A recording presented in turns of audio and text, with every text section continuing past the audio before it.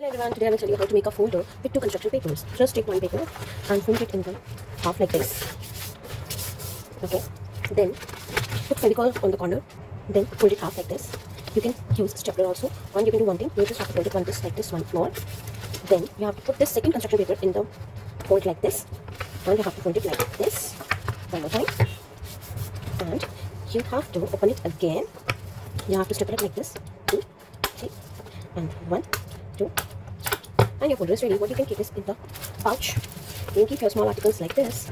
And your folder is ready. You can label it here. You can write here my personal folder.